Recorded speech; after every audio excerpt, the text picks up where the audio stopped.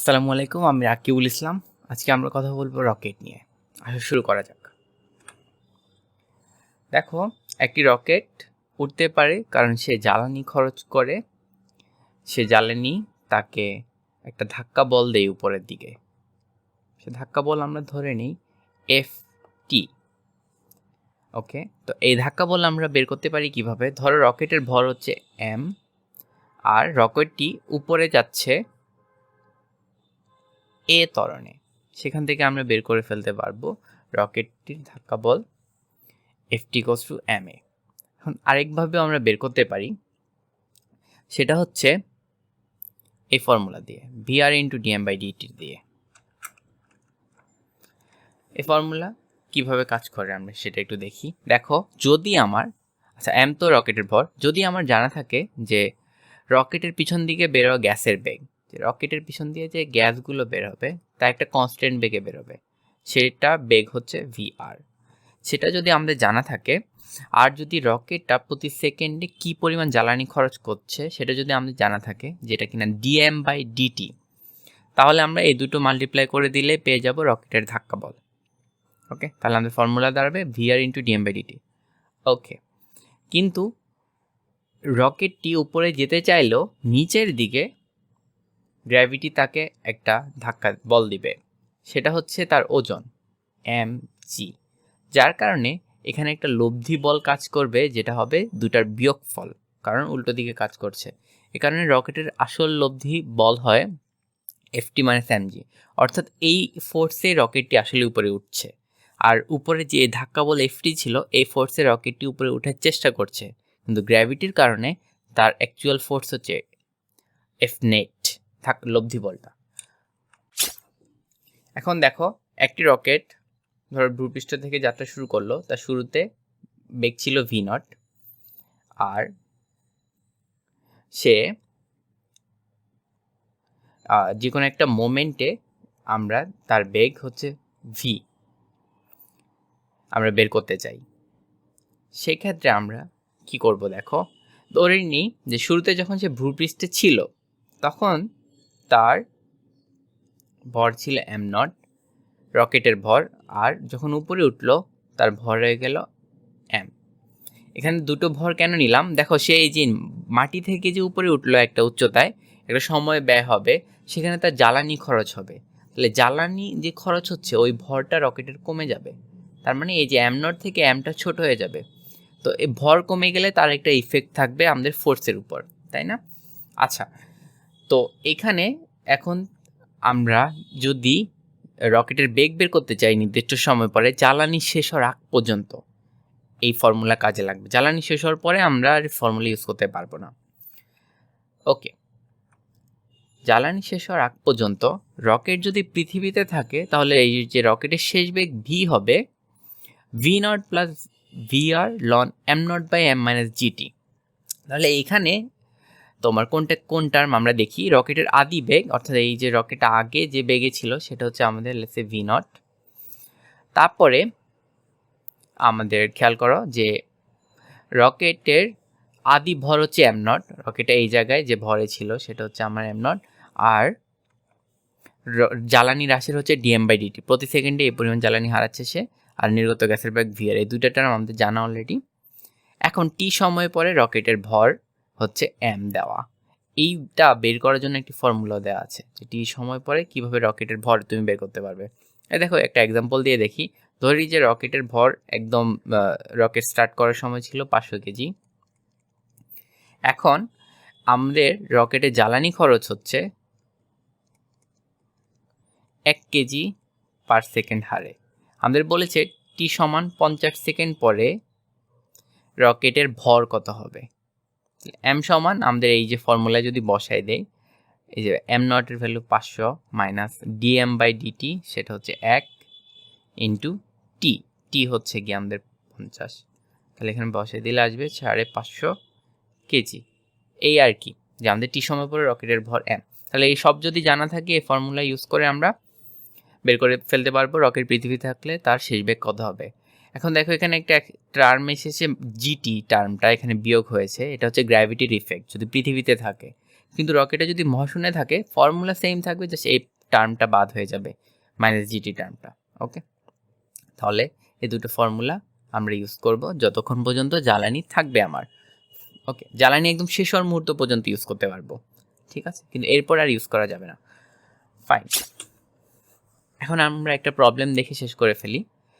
দেখো বলেছি কি 15,000 কেজি জ্বালানি সহ একটি রকেটের ভর 20,000 কেজি। রকেটের সাপেক্ষে 3,000 মিটার পার সেকেন্ড দ্রুতিতে জ্বালানি 200 কেজি পার সেকেন্ড হারে পুড়ে। রকেটটি যদি খাড়া উপরের দিকে গতিশীল হয়ে থাকে তবে আমাদের নির্ণয় করতে বলেছে এই 4টি জিনিস। আচ্ছা, শুরু করার আগে ম্যাথটি আমরা দেখিনি কি কি আমাদের দেওয়া আছে। ফার্স্টে দেখো 15,000 কেজি জ্বালানি দেওয়া আছে, আর রকেটের ভর দেওয়া আছে শুরুতে আমাদের 20,000 কেজি। তাহলে এই যে 20,000 কেজি হচ্ছে আমাদের এম নটের ভর, তাই না? আচ্ছা ফাইন, এখন রকেটের সাপেক্ষে 3,000 কেজি মিটার পার সেকেন্ড দ্রুতিতে গ্যাস বেরোচ্ছে আমার। তাহলে ভিআর হচ্ছে আমার যে 3,000 মিটার পার সেকেন্ড, আর দেওয়া আছে আমাদের জ্বালানি হ্রাসের হার, যেটা কিনা D M by DT, it means 200 kg per second. Okay, তাহলে এই ডাটাগুলো দেওয়া আছে। ফার্স্টের 15,000 কেজি ডাটা আমরা পরে ইউজ করতেছি, খেয়াল করো কখন আমরা ইউজ করবো এটা। 1 নাম্বারে আমাদের বের করতে বলেছে রকেটের উপরের দিকে ধাক্কা, অর্থাৎ এফটি।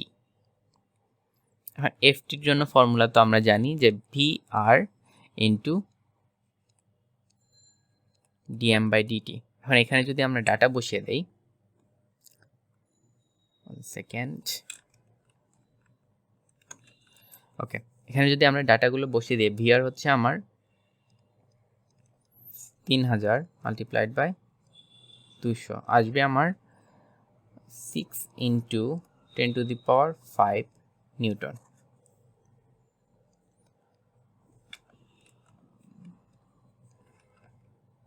ওকে, 2 নাম্বার ম্যাথে আসি আমরা। বলেছে নিক্ষেপের সময়, খেয়াল করে এই পার্টটা ইম্পর্টেন্ট। নিক্ষেপের সময় রকেটের উপর প্রযুক্ত লব্ধি বল।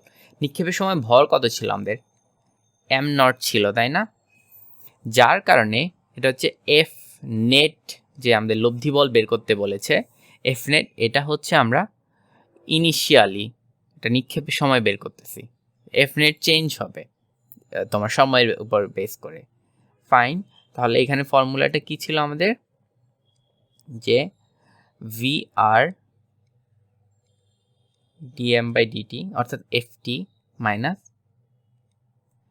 এম নট জি হবে। কেন এম নট জি বুঝতে পারলে? কারণ নিক্ষেপের সময় আমাদের ভর ছিল এম নট। ওকে, তো তাহলে এখানে সব ডাটা বসিয়ে দিলে আমাদের এই যে 6 ইন্টু 10⁵ হচ্ছে এখানে এতটুকু থেকে চলে আসবে, মাইনাস হবে এম হচ্ছে আমার 20,000 মাল্টিপ্লাইড বাই হবে 9.8, আর এখানে অ্যান্সার আসবে 4.04 ইন্টু 10⁵ নিউটন। ওকে, এখন 3 নাম্বারে আসি আমরা। বলেছে জ্বালানি শেষ হওয়ার সময় প্রযুক্ত লব্ধি বল বের করতে। তো জ্বালানি শেষ হওয়ার সময় কি আসবে আমাদের? এফ নেটটা চেঞ্জ হয়ে যাবে লব্ধি বলটা, এটাকে আমরা এফ নেট প্রাইম ধরি। দেখো বাকি সব সেম থাকবে, ভি আর সেম, আমার DM by DT same, minus শুধুমাত্র এই এম নটটা এম হয়ে যাবে, আর জি তো সেমই থাকবে। তাহলে এই এমটা কি আমার? এখানে আমি লিখি, এই এমটা হচ্ছে তোমার জ্বালানি শেষ হওয়ার মুহূর্তে এমটা কত হবে, এটা কিন্তু দেখে বুঝতে পারতেছো। দেখো রকেটের পর 20,000, জ্বালানি হচ্ছে 15,000 কেজি, তাহলে জ্বালানি যখন শেষ হয়ে যাবে ওই মুহূর্তে এম এর ভ্যালু কত হবে? জাস্ট বিয়োগ, তাই না? 20,000 মাইনাস জ্বালানিটুকু বাদ দিয়ে দিব আমরা, তাহলে অ্যাকচুয়াল জ্বালানি শেষ হওয়ার মুহূর্তে আমার থাকবে 5,000 কেজি। ওকে, 5,000 কেজি থাকবে আমার এম এর ভ্যালু। তাহলে আমরা এই ডাটা এখানে যদি বসিয়ে দেই, আমার হবে 6 ইন্টু 10⁵ মাইনাস, এখন এম এর ভ্যালু জাস্ট 5,000 মাল্টিপ্লাইড বাই 9.8। ওকে, এই হবে আমার জ্বালানি শেষ হওয়ার মুহূর্তে সৃষ্ট প্রযুক্ত লব্ধি বল। ওকে, এখানে যদি ক্যালকুলেশন করি তাহলে আমাদের অ্যান্সার আসবে 5.51 ইন্টু 10⁵ নিউটন। ওকে, তাহলে আসলো আমাদের এখানে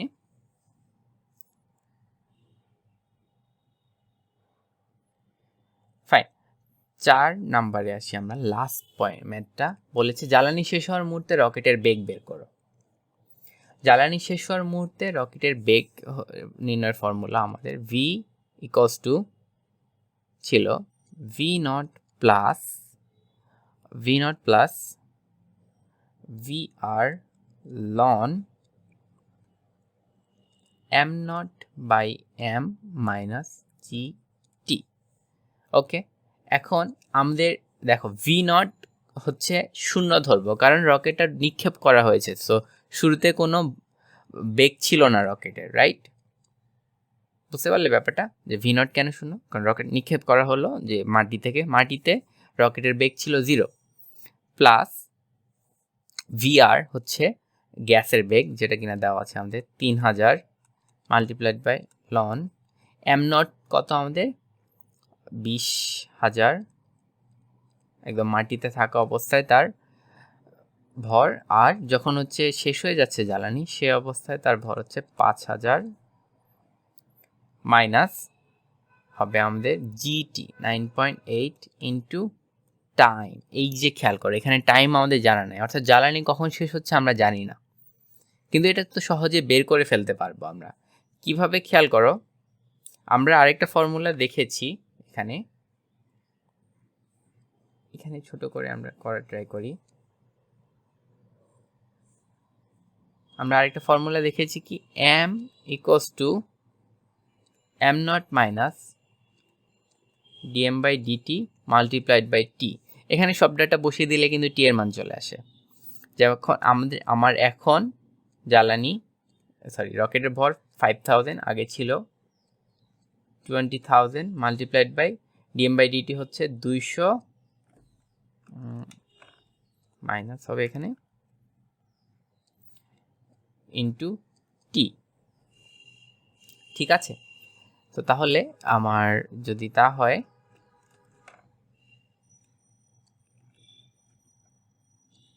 টি, এখান থেকে আমরা টি এর ভ্যালু পেয়ে যাব কাটাকাটি করলে, তাহলে টি সমান আমার দাঁড়াবে 75 সেকেন্ড।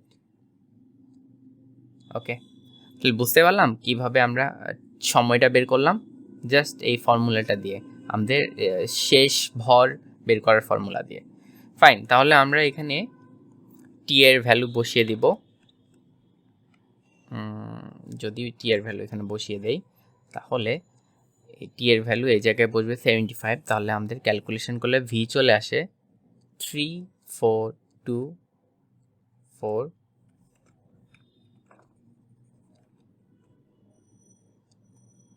Metre per second. আচ্ছা, এই হচ্ছে আমাদের অ্যান্সার।